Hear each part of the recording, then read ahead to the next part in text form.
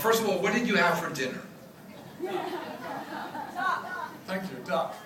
Cabbage.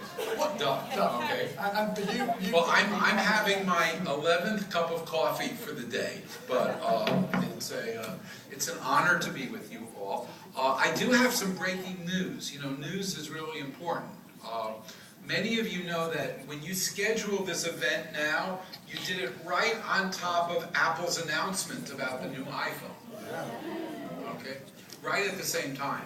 And I am a geek. I wanted to know in advance what they were going to announce. So I decided, why not use some social media? So I sent out some notes, and people sent me some crazy images of an iPhone that was this big or the like. But I was very excited. We did get online consensus around what the new iPhone would look like. And I actually have a copy to show all of you here, okay? Now, Apple decided it's a little bit hard to put on your ear, but your children will like it a lot. So, no, it actually is, I guess, just a little bit bigger. So everybody has to buy new cases and new cords. You know? Very, very clever. Donald, let me just take a few minutes to frame up a few thoughts, and then I really do want to have the bulk of the time be interactive with you.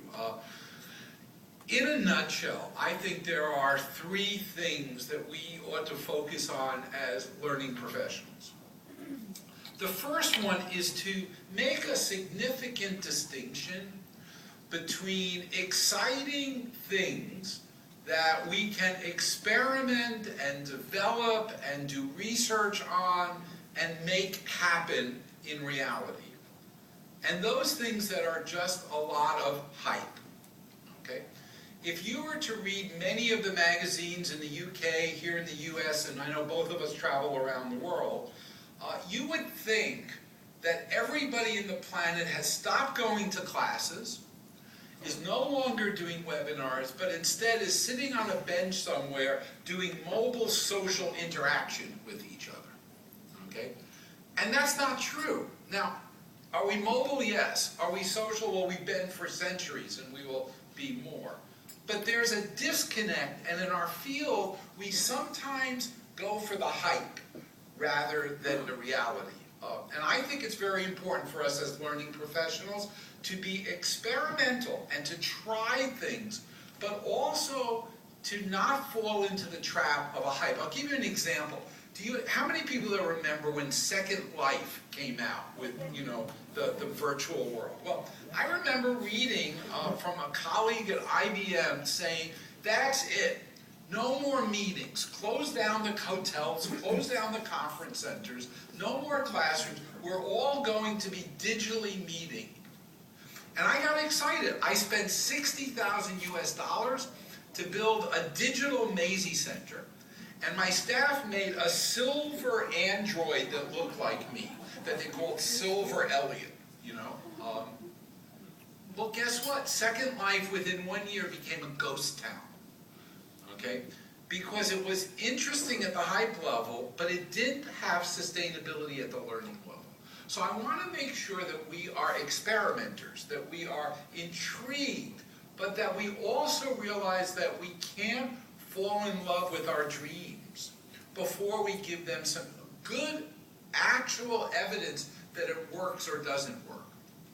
The second piece, I think there's an enormous opportunity and a need for us to understand, and it's so appropriate talking from the United States to my friends in the United Kingdom, about the role that global learning is playing and is growing.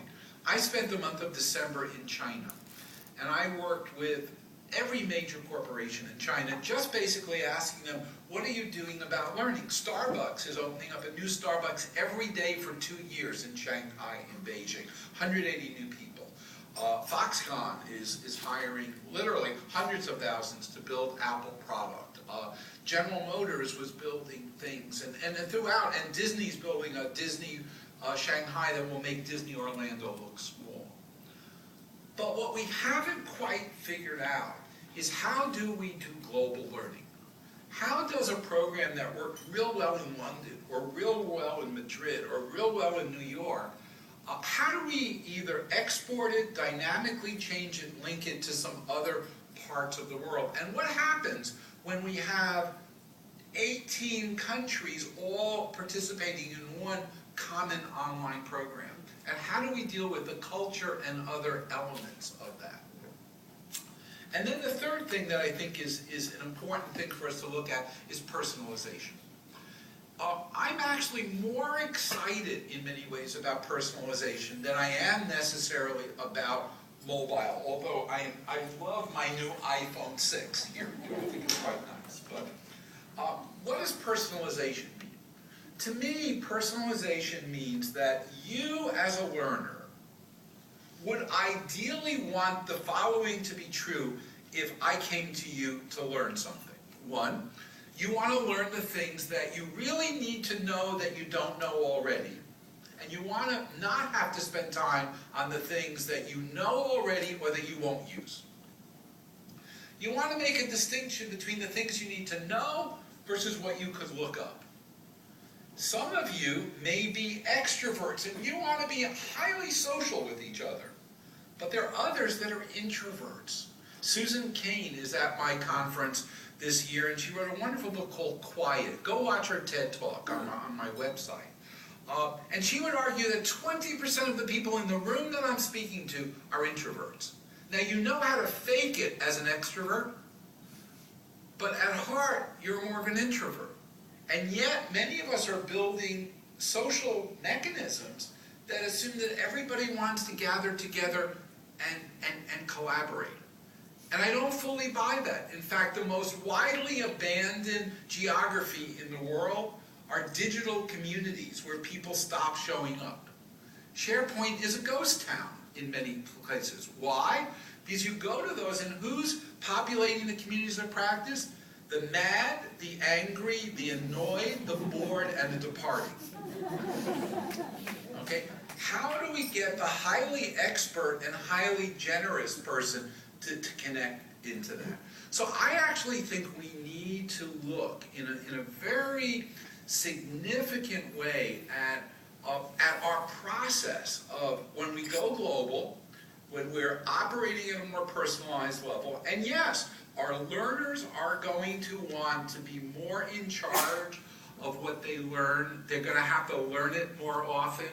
A good friend of mine is Richard Riley. He was Secretary of Education in the United States. And he would argue that we have to shift education because 50 to 75% of what they learn within 3 years will be no longer as relevant as it was. Whether they are a physician, or whether they are an accountant, or whether they are working on a train.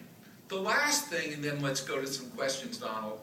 One of my speakers this year is General Colin Powell. He was Secretary of State in the United States and ran the military here. And what's neat about Secretary Powell is that he was also a classroom teacher when he was in the Army. And I've had an opportunity to chat with him about this, and one of the things he wants to talk about with us this year is that when you do learning, we should distinguish between headquarters content, it's the standard operating procedure. Context, which is the stories that explain the content. But finally, the third piece is field truth. What do people who are actually in the job doing? How do they talk about that standard operating headquarters? And very often we're good at the first, modest at the second, and forget the third. And I think we have to figure out how to weave those three together. So I'm going to pause there. I will tell you, you're not the only ones who get to eat. Okay, I'm an enormous sushi fan, so my staff thought it'd be appropriate for me to have some food here for the event. So, but Donald, hit me with a few questions, and let's talk a little bit about learning. Okay, Elliot, thank